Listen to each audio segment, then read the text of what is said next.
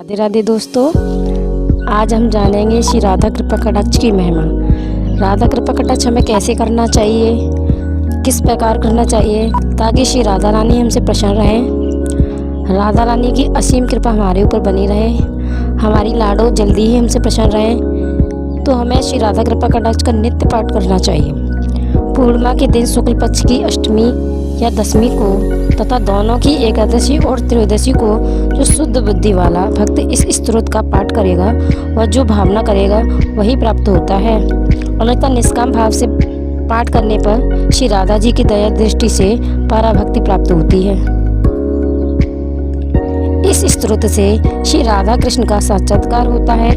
उसकी विधि इस प्रकार है कि गोवर्धन पर्वत के निकट श्री राधा कुंड के जल में जांघाओं तक या नाभि पर्यंत या छाती तक या कंठ तक जल में खड़े होकर इस स्तोत्र का 100 बार पाठ करें। इस प्रकार कुछ दिन बाद पाठ करने पर संपूर्ण मनोवांछित पदार्थ प्राप्त हो जाते हैं।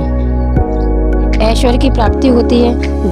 दर्शनार्थी भक्तों को इन्हीं से साक्षात्कार श्री राधा जी का दर्शन होता है। श्री राधा जी प्रकट होकर श्री प्रसन्नता पूर्वक महान वरदान देती हैं अथवा अपने चरणों का महावर चावक भक्त के मस्तक पर लगा देती हैं। वरदान में केवल अपनी प्रिय वस्तु दो यही मांगना चाहिए, तब तत्काल ही श्याम सुंदर प्रकट होकर दर्शन देते हैं। क्योंकि राधा रानी की तो प्रिय श्री ठाकुर जी हैं। ठाकुर जी प्रसन्न होकर श्री ब्रजराज कुमार नित्य लीलाओं में प्रवेश प्रदान करते हैं। इससे बढ़कर वैष्णवों के लिए कोई भी वस्तु नहीं है। किसी किसी को राधा कुंड के जल में 100 पाठ करने पर एक ही दिन में दर्शन हो जाता है, किसी किसी को 2 महीने में होता है। इसलिए जब तक दर्शन ना हो पाठ करते रहें। किसी किसी को अपने घर में 100 पाठ नित्य प्रति करने से कुछ दिनों में इष्ट प्राप्ति हो जाती है। श्री राधा रानी हमारी इतनी सरल स्वभाव है कि कृपा कटाक्ष का पाठ करने से राधा रानी अपनी